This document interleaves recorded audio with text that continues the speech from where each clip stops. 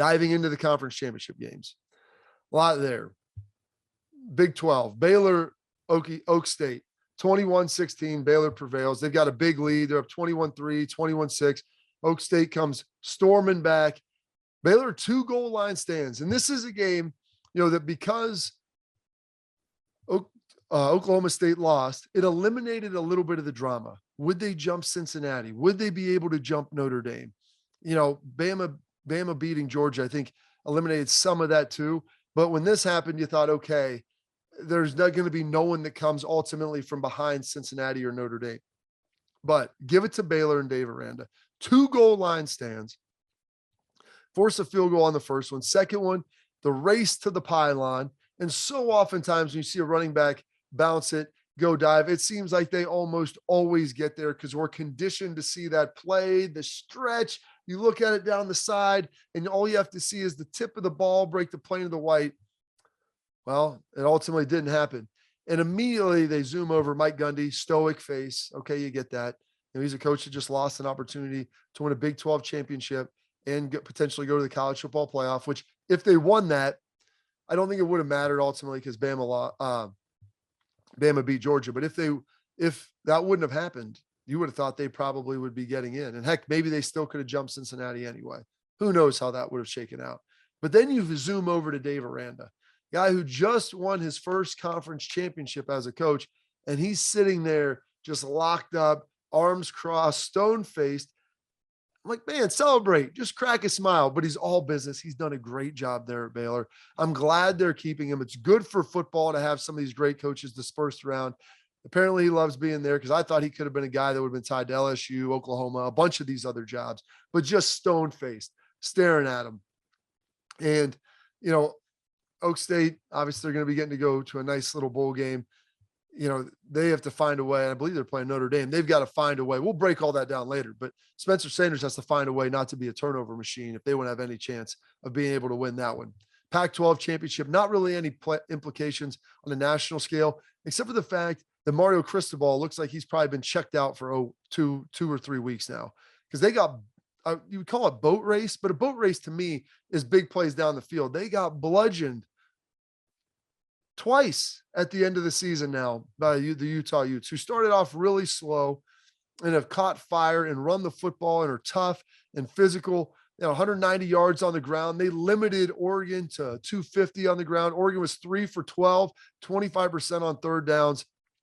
And it wasn't like Utah played a flawless game. Their quarterback, Cam Rising, he had 2 interceptions.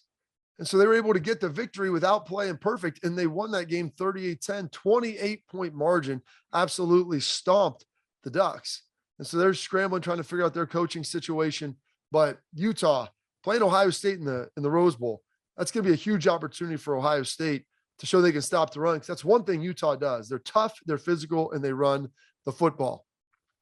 A couple of quick games here. Cincinnati, great to see them get the victory and give themselves a chance in the AAC, being the first team getting in. Huge for Luke Fickell. I love they played at the home site. You get to watch all the fans rush down on the field. Nippert Stadium in Cincinnati. Really a heartwarming scene. And what do they get for their reward? To play the biggest bully on the block. They get to take on Goliath in Alabama. So excited for that as we'll break that down here coming up in future shows. Some news here as well. Georgia, Bama. And I've been saying this all year, and people have been sitting there, kind of poo-pooing it, crapping on it. I didn't think Georgia would ever be able to win a chase game, or they would have to prove to me, rather, that they could win a chase game. Bama got up on them.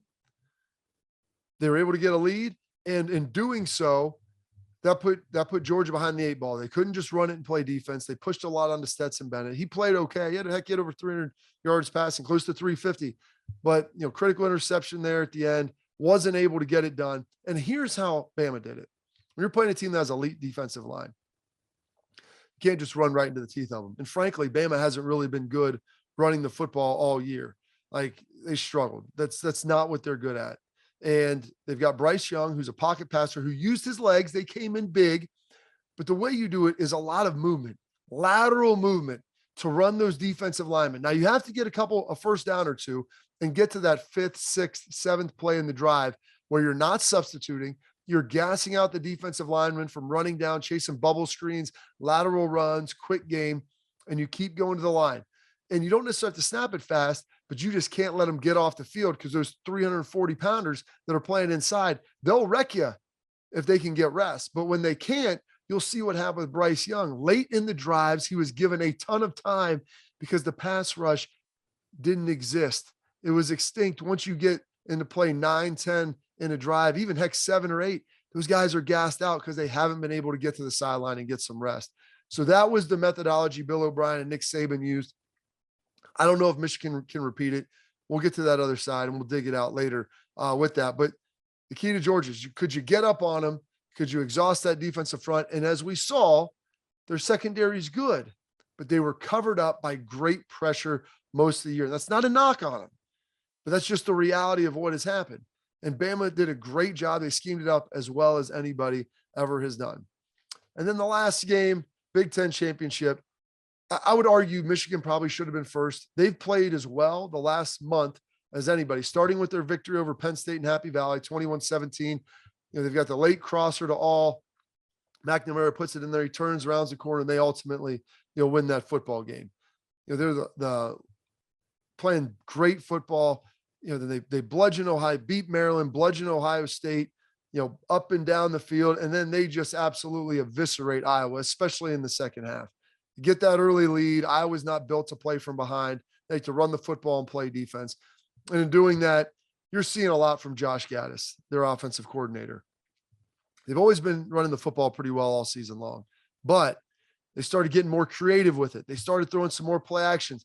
They've got the bubble pass, the double pass, running back, halfback pass they've thrown out there, some flea flickers, ran a reverse in the red zone against Ohio State. Those are some of the explosive gains. Those are some of the things he's going to have to work in that will need to happen for them to be able to have success. He utilized that early in the game. They got the lead. They've been utilizing J.J. McCarthy, their young quarterback as well. He comes in, will give them a little different flavor, a little different look. But Josh Gaddis, kudos to you, sir, for finding a way to taking this running attack, which has been really good, and supplemented with a great defense, and now putting some of those explosive gains around it as well, being able to have some success. And the emergence then of Blake Corum coming back as well. He had the leg injury, got back. You saw the speed. He's going to need to be a home run threat in the college football playoff for them to be able to have success. And the last piece, utilizing Donovan Edwards. They've done a good job with him out of the backfield. He's their little X factor. And I mean, their 3 best skill guys are really their 3 running backs. And they just find different ways to deploy them. And that's a tip of the cap to Josh Gaddis for what he's been able to do and Jim Harbaugh this year, blending that toughness, that hardcore physical pounding football with a little bit of that flair and flavor that you like to see. And you have to see if you're going to want to win big games, because it's too hard to put together 80-yard drives in 3, 4, and 5-yard increments. You need a couple 20-yard chunk plays in there to make it easier.